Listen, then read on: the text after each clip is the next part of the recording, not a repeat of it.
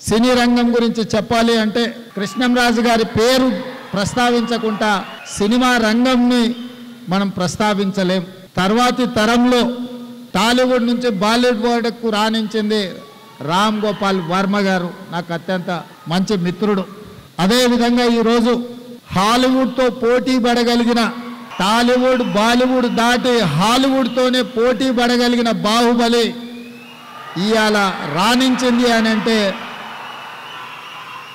ప్రభాస్ లేకుండా ఆ పాత్రను ఊహించలేం.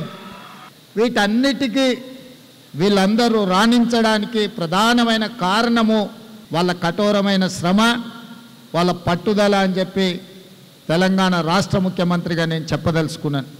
అదేవిధంగా తెలంగాణ రాష్ట్రంలో ఉన్న అత్యంత ప్రధానమైన పరిశ్రమ నిజాం చక్కెర కర్మాగారం.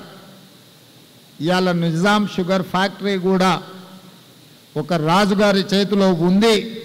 మళ్ళీ దాన్ని పునఃప్రారంభించడానికి ప్రభుత్వం వైపు నుంచి సంపూర్ణ సహకారాన్ని అందించి గత 10-12 సంవత్సరాల నుంచి ఉన్న కొట్టుమిట్టాడుతున్న ఒక సమస్యగా ఉన్న నిజాం షుగర్ ఫ్యాక్టరీ సమస్యను కూడా ఈరోజు మా ప్రభుత్వం పరిష్కరించి మీ మీద ఉన్న విశ్వాసంతో ఈరోజు ఆ షుగర్ ఫ్యాక్టరీని తిరిగి ప్రారంభించి ముందుకు తీసుకువెళ్ళాలి అని చెప్పి మా ప్రభుత్వం నిర్ణయం తీసుకున్నది.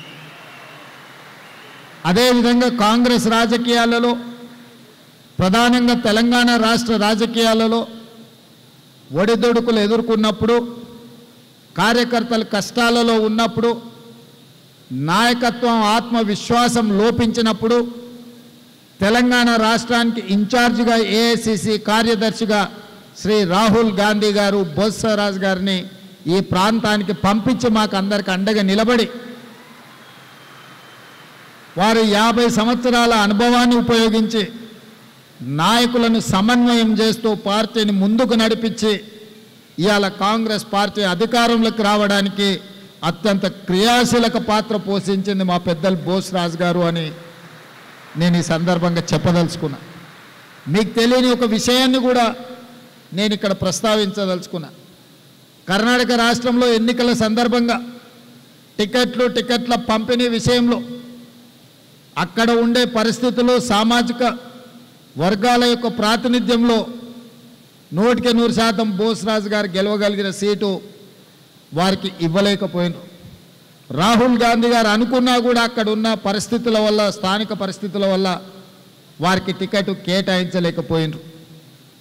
ఇతరులకు కేటాయించిన ఆ అభ్యర్థికి అవసరమైన అన్ని మంచి చెడ్డలు, నా ఉద్దేశంలో మంచి చెడ్డలు అంటే మీకు అర్థం అయి ఉంటుంది, అన్నీ వారే చూసుకొని నిబద్ధతతోని పార్టీ గెలుపు కోసం వారు పనిచేసింది.